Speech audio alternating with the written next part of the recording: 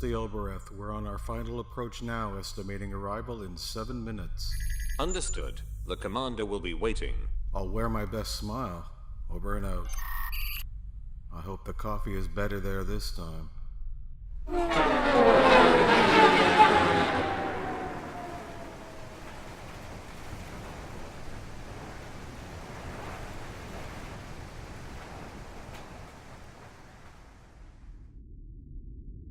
Welcome back, gentlemen. It's good to see you again. It's good to be back. The moon is never very exciting. Well, I may have something a bit more interesting here for you. Have you ever been to Jupiter? Jupiter?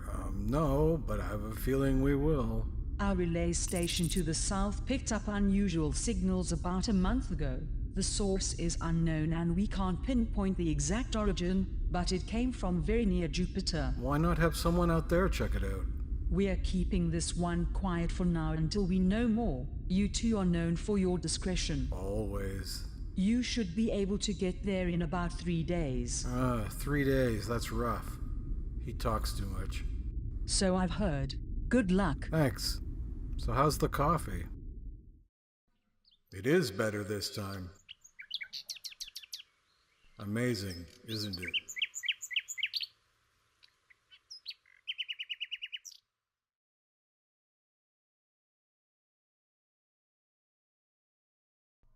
Welcome, ladies and gentlemen, boys and girls. Glad you could make it.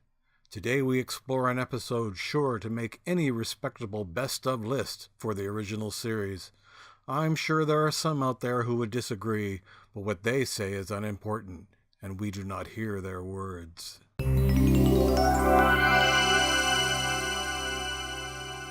It's 1957, the time of Sputnik and rock and roll. At the movies, you could see The Seventh Seal, or perhaps Bridge on the River Kwai. If your tastes in war movies tended more towards the nautical, there was The Enemy Below. This World War II submarine epic starred Robert Mitchum and his chin dimple, David Hedison, best known for his role in Voyage to the Bottom of the Sea, but more of this later, and Kurt Jürgens. Some of you may know him from his appearance in The Longest Day, or as the villain in The Spy Who Loved Me. The Longest Day had other Bond connections, as it featured Goldfinger, and even Bond himself. It even had a Star Trek connection with the appearance of Christopher Pike. And now, gentle viewers, I can hear you ask, what does The Enemy Below have to do with Star Trek? Well, besides the fact that it featured Theodore Brickell, who would later go on to portray Worf's adoptive father in The Next Generation, a very great deal.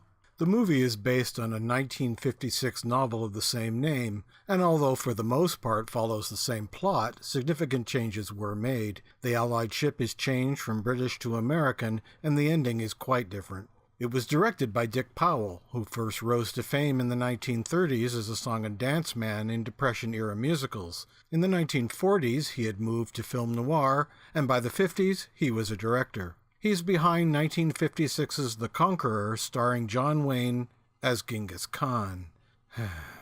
The film was unfortunate for another reason as well, as it was made within shouting distance of an atomic bomb test site, and a significant number of cast and crew later developed cancer, Dick Powell himself succumbing to the disease in 1963. And at last we come to the episode Balance of Terror. As some of you may know or guessed, it is based on The Enemy Below. Many elements appear that mirror its submarine versus battleship origin, some more successful than others, such as peering into scopes, and the order to fire weapons being relayed from the bridge. This particular feature was never used again in Star Trek. The weapons fired are called phasers, but are shown and sound much more like torpedoes. We are shown more of the operations of all aspects of the ship, from the bridge to engineering. In both versions, the bad guys are briefly convinced what follows them is an echo in their equipment. And in both, they attempt to hide to avoid destruction. Keeping quiet in a submarine while doing this makes sense, which leads to the absurd need to keep quiet in space. Of course, there is a meeting to discuss tactics, and there is a scene in which the captain expresses doubt in the current leadership of the Reich/Empire. But it's not the similarities that make this a standout episode, but the differences. Let's take a look at these, shall we? The episode opens with a wedding, the only one depicted in the original series. Oh, this one doesn't count. No one is getting married in the enemy below. I don't know, though. Instead of Germans, the bad guys here are the Romulans, making their first appearance. We'd only wait a year for real space Nazis. Well, it seems Earth and the Romulans had been at war a century before, but due to the technology of the time, they'd never seen what each other looked like. Yeah, okay. And oh no, turns out they look just like Vulcans. How embarrassing. The honor of being the first Romulan seen goes to Lawrence Montang, here seen in The Great Escape. He would later go on to portray the Vulcan Stonn in Amok Time. Here he is Decius, one of the only two Romulans in TOS to get a name. The Romulan Commander is played by Mark Leonard. He would get to play the big three of aliens in Star Trek, also appearing as Spock's father Sarek, and the Klingon captain in the motion picture. The Romulan's appearance causes all sorts of problems, mainly in the person of the singularly unpleasant Lieutenant Styles. His family had fought in the war a century before, and he had a hatred of the Romulans. I may be reading too much into this, but when this episode aired, the American Civil War had been over for just 1 century, and some were still fighting it. Styles decides that since Vulcans look like Romulans, they must be bad too, and starts giving Spock a hard time. Kirk slaps him down, telling him there's no place for bigotry on the bridge.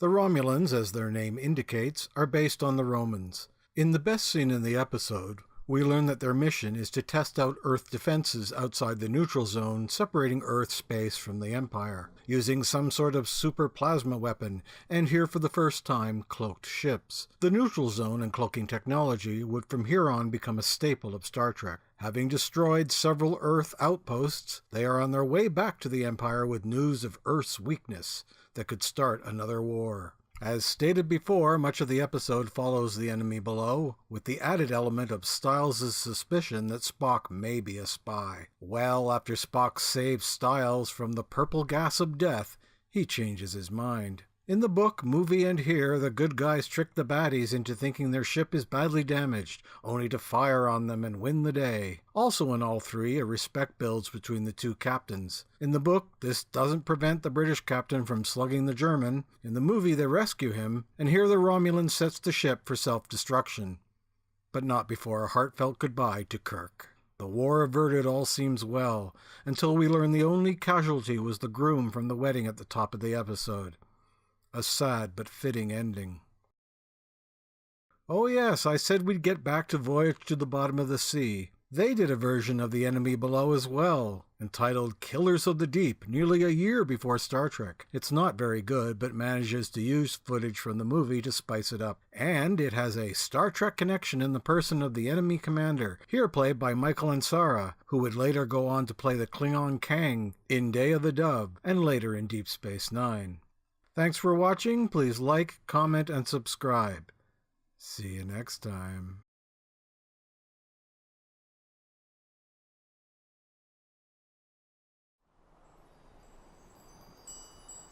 Cette information est-elle exacte? Oui, pour autant que nous sachions. Je comprends. Je vais demander à mes gens d'enquêter plus avant. Vous êtes invités à rester ici jusqu'à ce que j'ai plus de réponses.